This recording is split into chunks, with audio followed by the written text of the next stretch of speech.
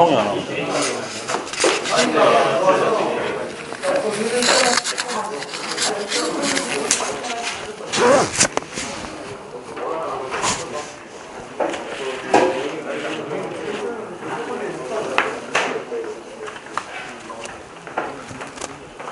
위에 날짜 적고 방번호 이름.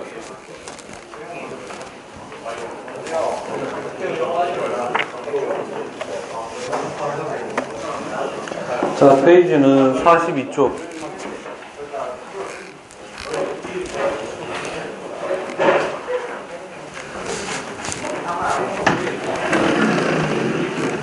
반드시 해야 되는 포인트부터 해서 좀 설명하겠습니다. 알겠죠? 잘 듣기 바랍니다.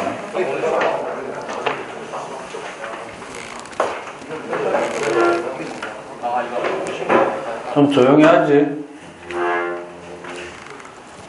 기단과 전선에서 첫 번째 우리나라 주변의 기단, 그 계절에 따라서, 뭐에 따라서? 계절에 따라서 그 기단을 외워주면 되고요. 결국 기단의 성질을 결정짓는 요인은 누구 때문입니까? 다시 물어볼게요. 기단의 성질을 표현할 때 사용하는 요소는 두 개입니다. 뭐죠? 기온과 습도. 기온과 습도는 무엇 때문에 결정됩니다? 발원지. 그렇죠. 발원지가 첫 번째. 위도가 어떻게 되느냐.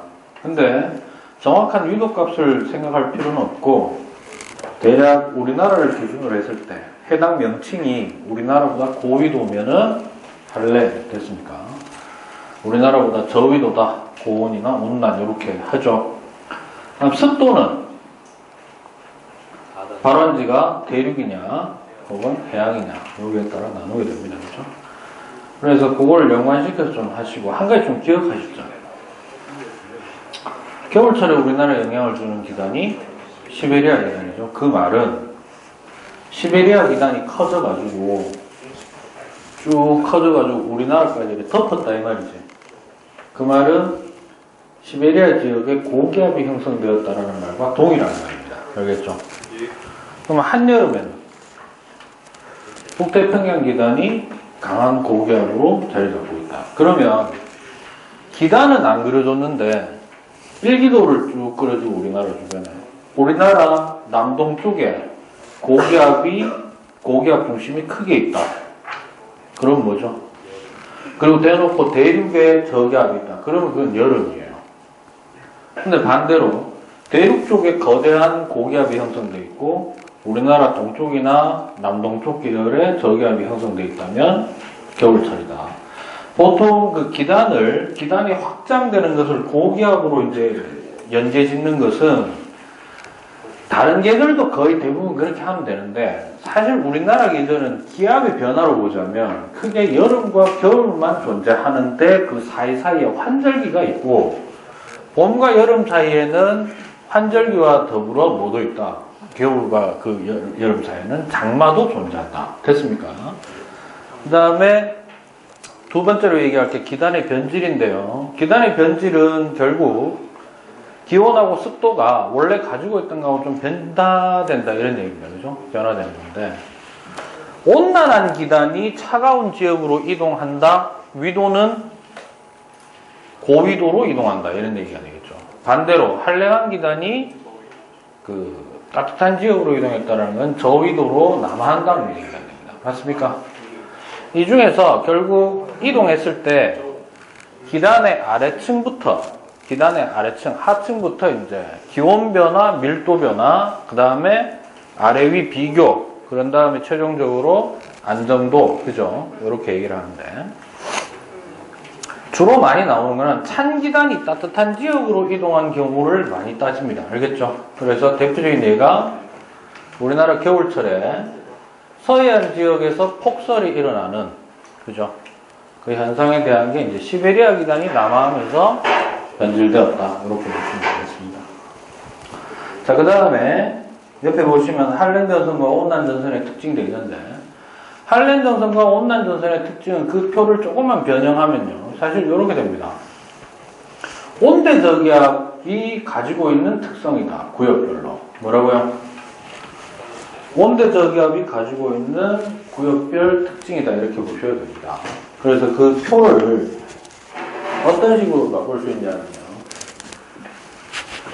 거기에 표 보시면 한랭전선, 온난전선 이렇게 돼 있잖아요. 그렇죠? 그럼 결국 한랭전선하고 온난전선 사이에 여기 한랭전선 적혀 있고 온난전선 적혀 있다면 요 사이가 이제 누가 되느냐 하면 온대 저기압이 위치하는 거죠. 이제 통과하는 겁니다. 됐습니까? 그래서 보시면 뭐 밑으로 파고들고 이동 속도가 어떻고 구름이 어떻고 강수구역이 어떻고 특히 그 중에 전선 통과 후의 그 변화라고 해가지고 그게 이제 제일 중요합니다. 풍향과 기온 기압의 변화. 됐습니까? 그래서 그거를 항상 온대 저기압과 연결 지어서 좀 생각하시면 좋겠고요.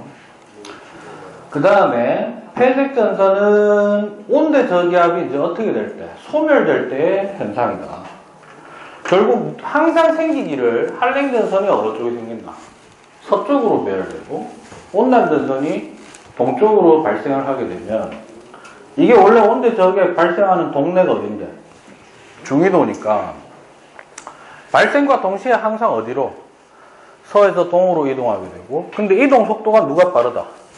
얘가 빠르니까 결국 따라잡아가지고 폐색이 항상 일어나게 된다. 그래서 폐색이 완료된과 동시에 우리는 온대 저기압이 소멸되었다라고 얘기를 하는 겁니다.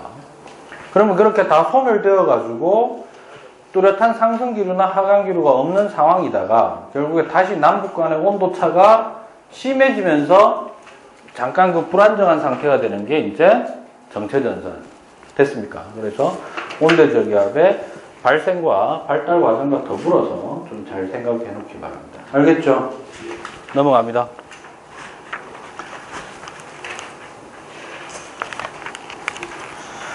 그 다음 44쪽 바로 이어서 온대 저기압. 거기 있는 거 이제 대략적으로 좀 이제 익히시면 되고요. 네. 요거는 좀 얘기하겠습니다.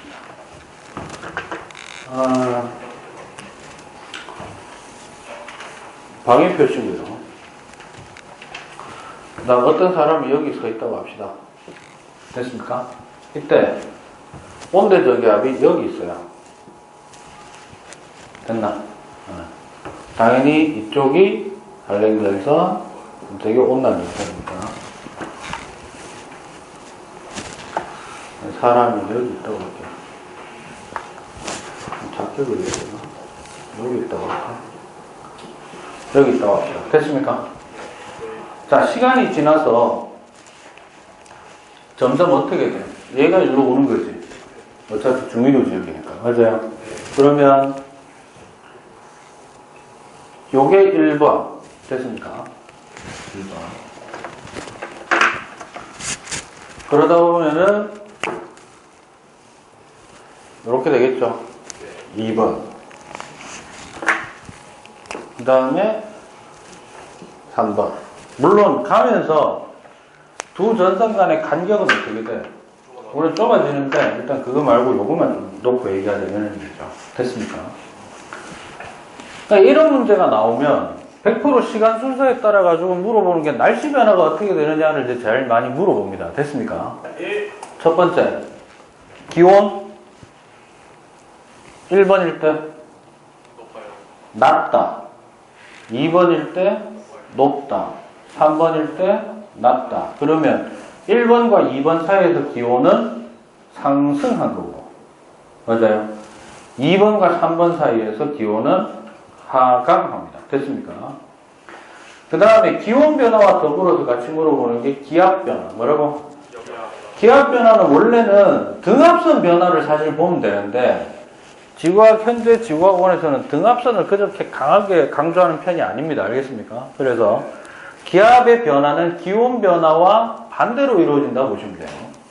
1번에서 2번이 되었다. 기온은 상승, 기압은 하강. 됐죠?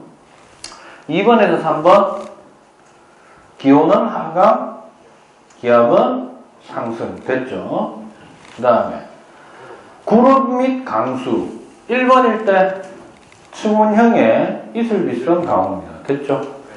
2번이 되었을 때 비가 그친. 됐죠? 혹은 갠 이렇게 표시해야 되고 3번이 되면 소나기가 이제 지나감 이렇게 하시면 되겠습니다. 됐습니까? 저분형 부분이고 됐니? 문제는 이거예요. 풍향이 변합니다. 뭐라고? 풍향. 이 사람은 1번일 때 풍향이 얼마 뭡니까? 풍향. 1번일 때는 온난 전선 앞이죠. 예. 왜?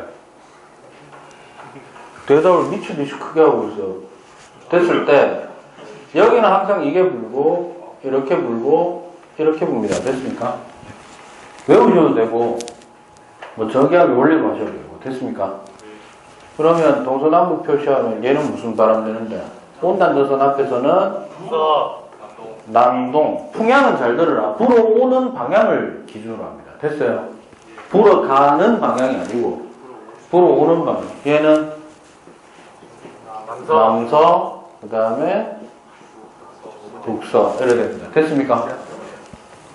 그럼 사람이 가만히 서 있으면 처음에 무슨 바람 불다가 1번일 때 남서풍이 불다가 2번일 때는 뭐가 불게 된다? 시간이 지나서 2번이 되면은 무슨 바람이 돼요? 남서란다. 빙식도 미안. 남동풍이 불다가 2번이 되면은 남서풍이 불죠. 됐나요? 오케이? 그러다가 3번이 되면 3번일 때는 뭐가 분다? 북서풍. 여기까지는 중급. 됐어? 고급 하나 얘기할까? 잘 들어요? 이 사람을 기준으로 봤을 때 뭐라고? 사람을 기준으로 봤을 때 온대 저기압이 통과하는 동안 풍향의 변화 방향은 시계 방향입니까? 반시계 방향입니까? 시계. 아무 생각 없이 하지 말고 시계요. 이럴 땐 이렇게 하면 되죠. 사람 세워놓고 됐냐? 처음에 1번일 때 어디서 불어왔다고? 됐어요? 2번 되니까 이렇게 됐지? 3번 되면 이렇게 됐네. 변화 방향 시계 방향으로 변하게 됐다. 됐습니까? 요거를 관측자 중심 또는 관측 지역 중심으로 봤을 때 온대 저기압이 통과하는 동안 이겁니다. 됐나?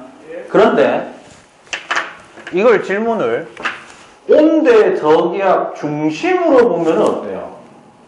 반시계. 온대 저기압 중심으로 보면 잘 봐라. 결국 이렇게 되죠.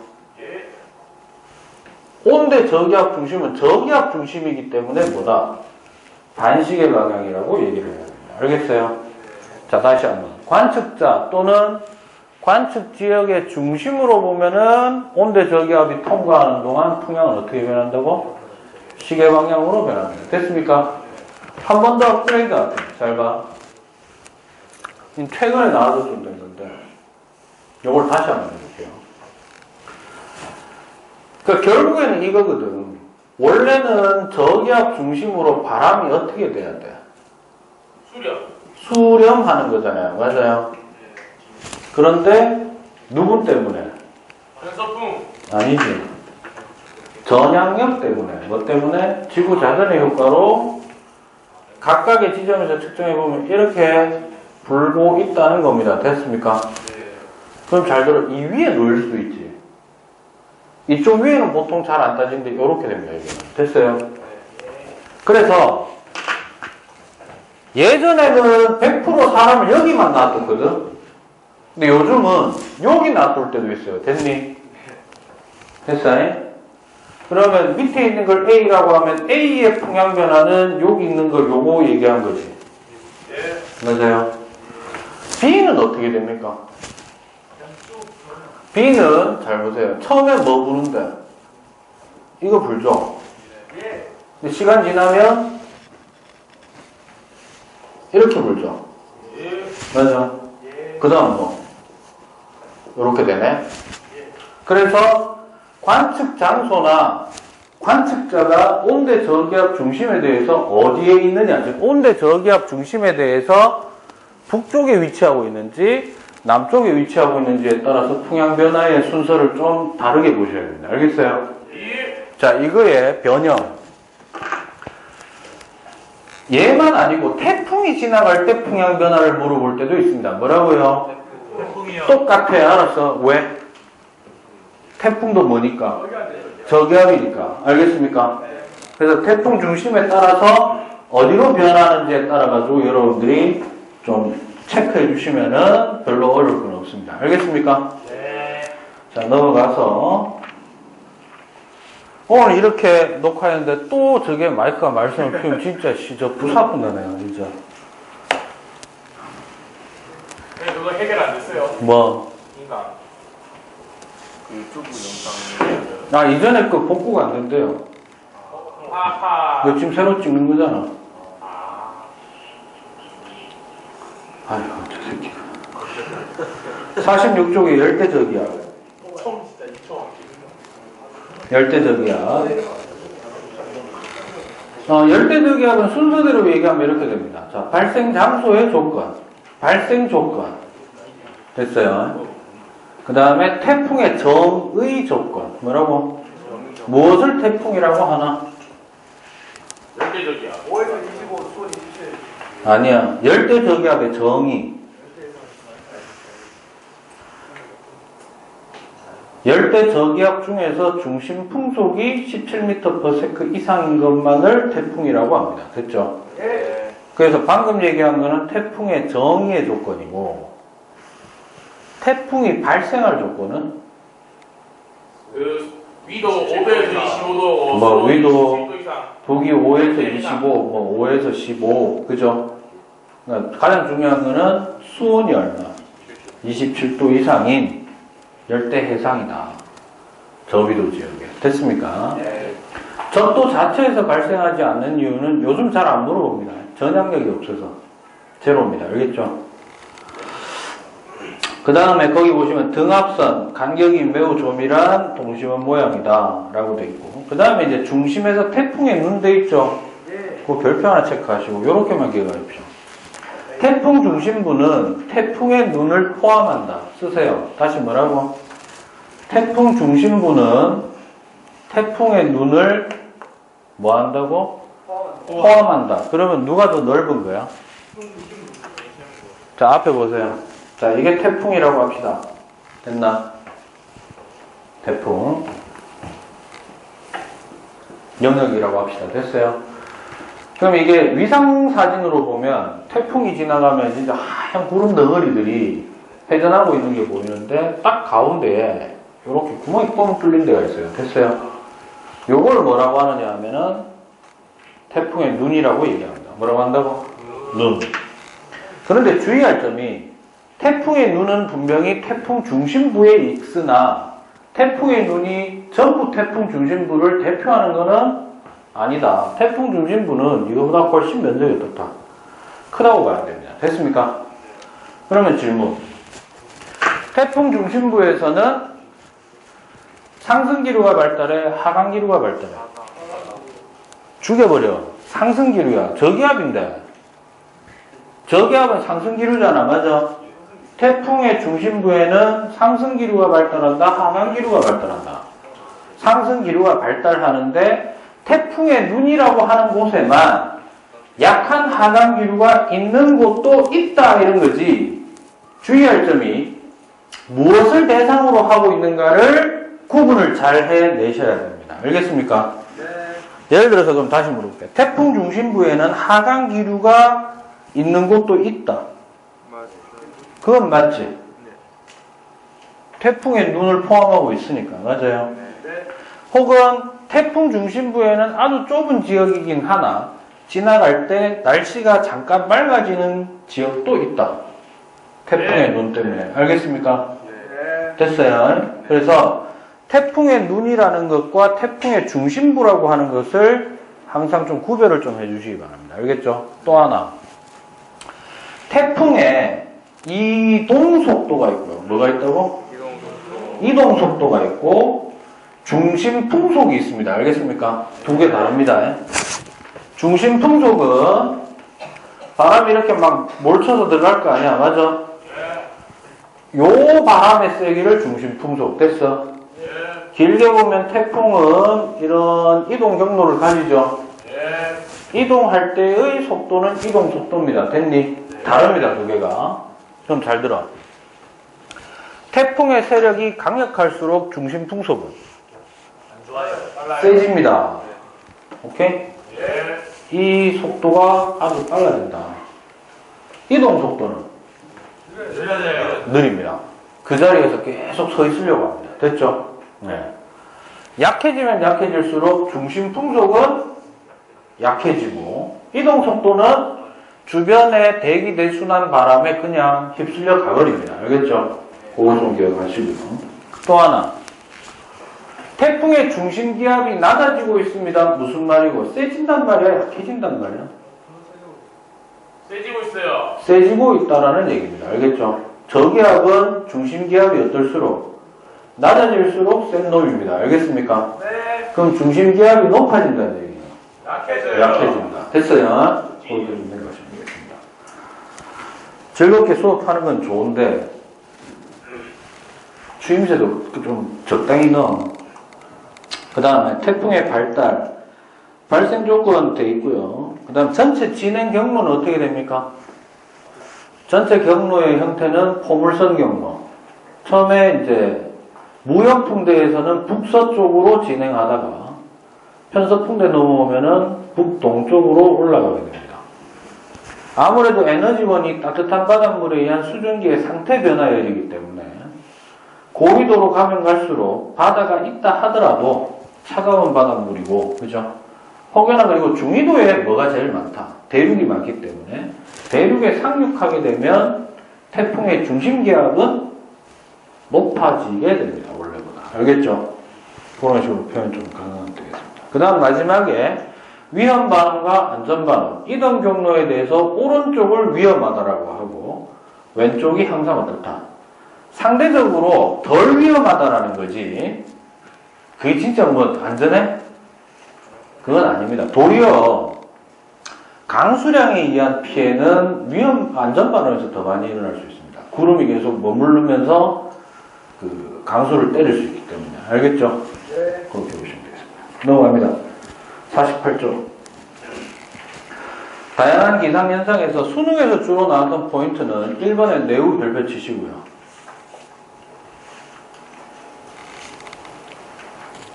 언제 많이 발달할까? 내우가 뭔데?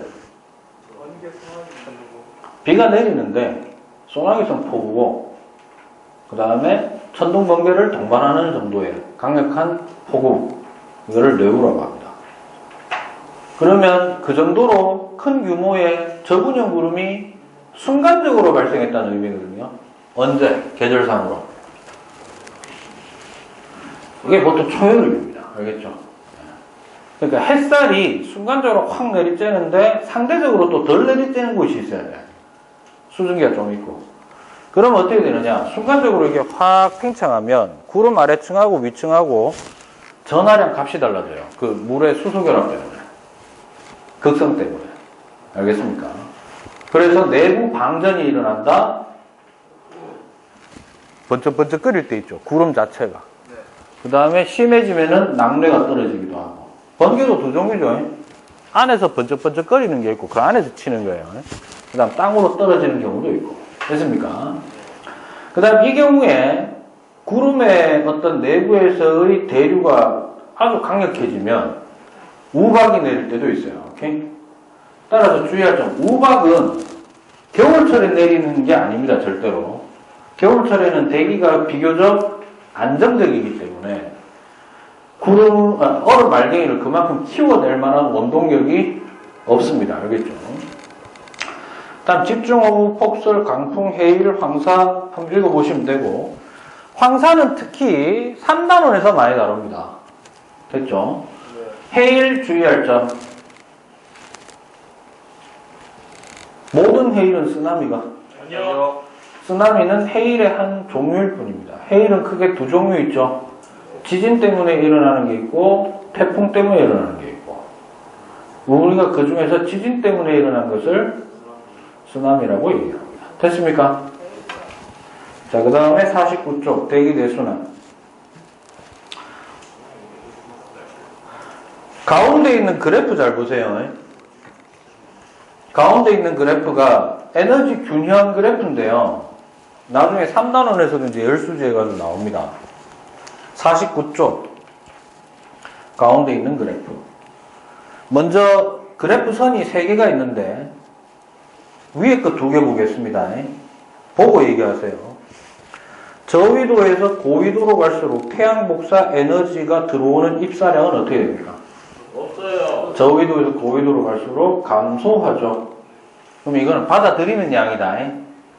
아무래도 이 태양 에너지가 들어오는 입사 각도에 따라서 결정이 되는 경우가 많은데 수직으로 내리꽂으면 내리꽂을수록 많이 들어옵니다. 알겠죠? 그래서 평균적으로 수직이 가장 많은 곳은 적도잖아. 아무래도. 그죠? 그래서 적도에서 고위도, 극지방으로 갈수록 들어오는 양은 어떻게 된다? 줄어듭니다. 그죠? 그러다 보니까 저위도에서는 내뿜는 양보다, 지구가 다시 내뿜는 양보다 받아들이는 양이 많으니까 과잉이지. 고위도에 가면 내뿜는 양이 상대적으로 더 많아서 부족이 되죠. 맞나요? 잘 들어. 지구에서 바깥으로 내뿜는 지구 복사 에너지 방출량은 저위도에서 고위도로 갈수록 어떻게 됩니까? 작아져요. 역시 작아집니다. 알겠습니까? 그런데 그 감소율이 누가 더 크다? 태양 복사 에너지 입사량이 감소율이 훨씬 크다. 착각하면 안 되는 게 학생들이 그걸 좀 논리를 이상하게 돌리면 이렇게 생각해요. 알겠니? 그러니까 지구 복사 에너지 방출량은 저위도에서 고위도로 갈수록 많아진다라고 착각하는 경우가 있습니다. 알겠죠? 그거 조심하시고. 어찌됐든 간에 들어오는 양하고 뻗어나간 양이 똑같은 지점이 한 군데 있지. 그게 위도 38도. 우리는 외우기 쉽지. 표준선 부분이 바로 플러스 마이너스 제로인 곳입니다. 알겠습니까? 평균적 상황으로 봤을 때. 그러니까 평균적 상황으로 봤을 때 플러스 마이너스 제로인 곳은 우리나라 사람, 남한에 사는 사람들로 따지자면 되게 추운 곳이에요. 겨울철 되면 죽습니다. 온도, 공기가 달라요. 나중에 경험해봐. 네. 그걸로 끌리가면 어쩔 수 없잖아. 그죠? 네. 나도 설마 거기서 할 줄은 몰랐습니다. 네. 내가 대한민국의 앵간한 지역에 다 놀러가도 화천은 다시는 안 갑니다. 내가. 그런데도 머릿속에 화천의 지형을 다 기억하고 있어요. 진짜. 그 다음에 열 에너지 이동량 봐봐. 별표쳐. 이거 간혹 수능에서 많이 물어봅니다. 열 에너지 이동량은 어디에서 제일 활발하고? 즉 플러스 마이너스 제로인 곳. 그러니까 당연할 수밖에 없는 게 플러스 마이너스 제로인 곳이라는 곳은 여기서 조금만 가면 부족, 여기서 조금만 반대로 넘어오면 과잉이잖아. 그럼 주고받아야 될 거 아니야, 이거를. 주고받는 양이 제일 많고 활발한 곳은 그 출입량이 동일한 위도 부분에서 제일 높다. 이렇게 보시면 되고요. 그 다음에 이러한 경우로 봤을 때 지구는 위도에 따라 에너지가 균형이야, 불균형이야? 위도에 따라 보면. 불균형 상태입니다. 그죠? 따라서 이 불균형을 해소하기 위해서 뭐가 생기느냐? 대기대순환과 해류가 생기는 겁니다. 알겠죠? 해수순환. 밑에 내려오시면 대기대순환 모형되어 있는데 이름은 외우실 필요 없고요. 알겠습니까? 그 각각의 저위도, 중위도, 고위도에서의 지상풍만 좀 기억하시면 됩니다. 알겠죠? 저위도 지방은 무역풍, 중위도는 편서풍 계열. 됐죠? 그 다음 고위도는 우리가 흔히 얘기해서 남반구든 북반구든 전부 극풍이라고 부릅니다. 뭐라고 부른다고? 극풍. 됐죠? 북반구 그려놓고 적도를 기준으로 아래 위로 접어보면은 대칭 이동시켜도 됩니다. 알겠습니까? 그렇게 해야 됩니다. 그 다음에 넘어가서 마지막으로 50조 표층 해류의 분포. 자, 대기대순환이든 해류든 기본적인 포맷이 하나 있죠. 뭐냐면 전향력 되겠습니다. 뭐라고? 그럼 이거야. 자, 봐봐. 뭔가가 이게 동서남북이 이렇게 돼 있다고 하고 여기는 뭐라고 했을 때 북반구라고 하면 됐습니까? 이게 최초 진행 방향이면 이게 규모가 일정 규모 이상이 되면 지구 자전의 영향으로 가다가 어떻게 된다?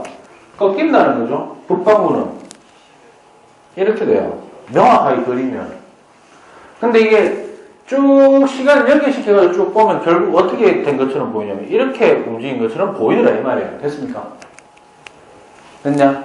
그래서 여러분들은 엔간하면은 오른쪽 45도로 꺾어주시면 되겠습니다. 됐죠? 그럼 이거야. 원래 바람이 가려고 하는 방향이었는데 꺾였어. 뭐야 이거? 대기대순환. 됐어? 그럼 이 밑에 바닷물이 있대. 뭐가 있다고? 바닷물이 있대. 바닷물은 다시 이것 때문에 이쪽으로 쭉 흘러가려다가 바닷물도 역시 뭐를 받는다? 전향의 효과로 이렇게 흐르게 된다는 거야. 됐습니까? 됐어요? 다시 파란색은 뭐라고? 최초 공기 움직임. 그것으로 인해서 생겨난 대기대순환의 바람. 됐어? 그리고 그 밑에 바닷물이 있었다면 뭐 표층 해류 되겠습니다. 물론 표층 해류는 바람에 의해서만 생기는 것은 아닙니다. 뭐 때문에 뭐 가다가 지형을 만나면 대륙을 만나면은 그냥 양 사이드로 갈라집니다. 됐습니까? 그렇게 생각하시면 되는데 여기서 좀 강조할 거.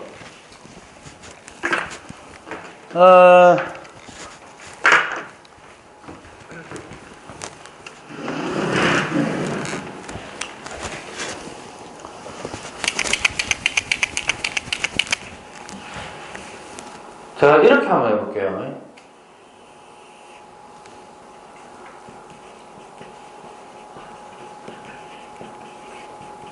이게 뭐라고? 북쪽도 해류.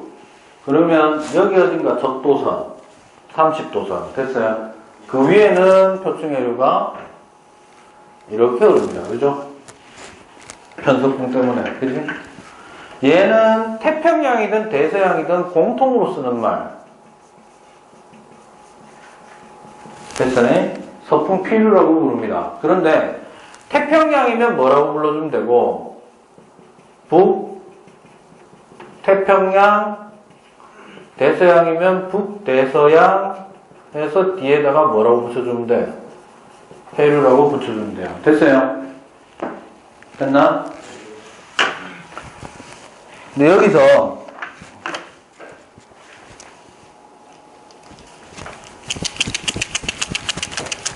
이제 가다가 지형을 만날 수 있잖아. 그죠? 지형을 만나면 요거 두 개가 연결되는 게 요렇게 올라가는 게 있고요. 그 다음에 요렇게 내려오는 게 있겠죠. 색깔이 뭐 이거밖에 없어요. 됐나? 이거는 이래야 됩니다. 지금 동서남북이지. 그래서 대양을 중심으로 어느 쪽? 서쪽이지. 그래서 치고 올라가는 놈을 우리는 서안 경계류라고 얘기를 합니다. 됐죠? 근데 서안 경계류 이동 방향은 어디에서 어디로 올라가노? 결국 여기에 있던 게 그럼 얘는 저위도 지방 바닷물이지. 이게 올라가면 대략 한 45도까지 올라가거든. 그러면 우리나라보다 훨씬 북쪽으로 올라간다는 얘기 아니야. 맞아? 확 밀려 올라가는 동안 수온이 점점 낮아지긴 하겠지만 어쨌든 그 지점은 주변은 전부 차가운데 혼자 어떤 놈?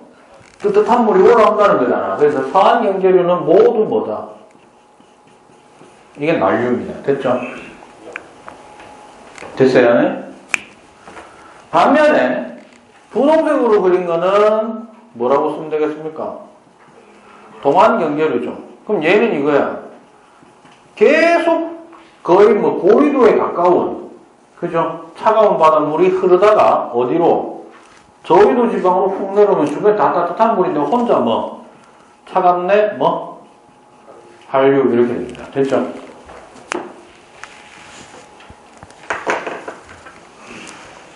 잘 들어요. 이걸 내가 비교할게요. 뭐 한다고?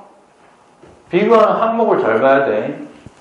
서안 경계류하고 동안 경계류를 당연히 난류하고 이제 한류의 비교도 됩니다. 알겠습니까? 상식적으로 생각해봐. 첫 번째 수온, 서한경계류가 높고 동안경계류가 낮아요. 그죠? 따라서 녹아있는 염류의 농도, 염분은요, 서한이 더 높고 동안경계류가 낮겠지. 맞나?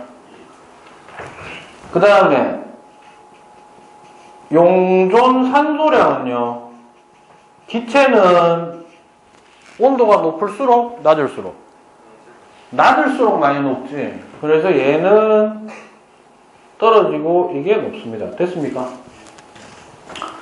그 다음에 생명체가 살아가는데 중요한 특별히 그 특정 염류가 있어요. 됐니?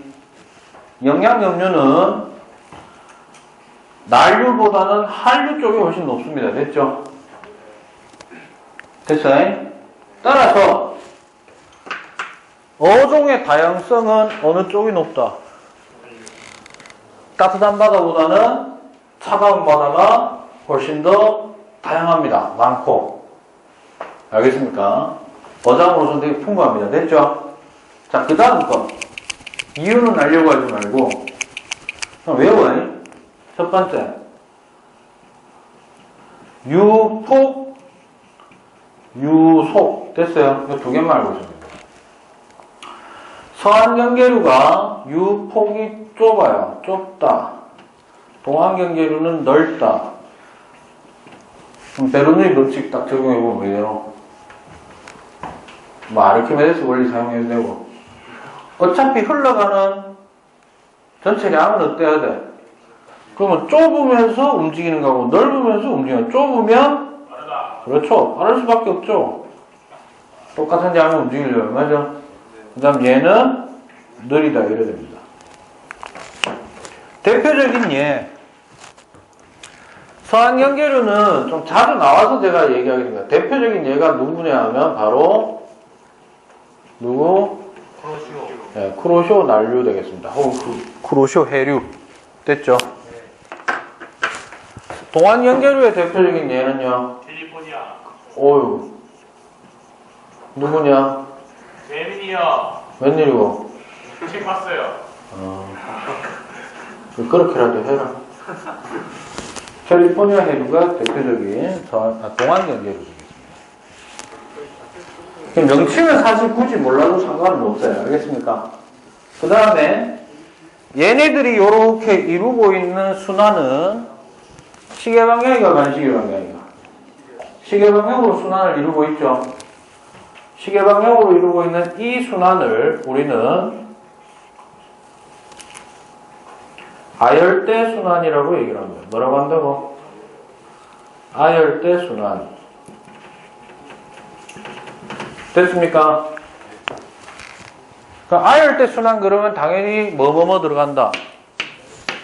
이렇게 들어가는 거예요. 됐어요? 그럼 남반구에서는 아열대 순환이 무슨 방향일까? 반대 방향. 그 이거를 적어보면 되죠? 네. 반시계 방향. 됐나요? 네. 다음 시간 예고합니다. 다음 시간 이제 두 번째 시간이잖아. 맞죠? 그때 뭐 하지? 문제풀이를 지질 파트를 좀 하겠습니다. 알겠죠? 네. 여러분들이. 그러니까 오늘 집에 가서 요 뒷반 수업하는 거 좀 수요일이든 화요일이든 수요일이든 좀 보시고요. 알겠죠?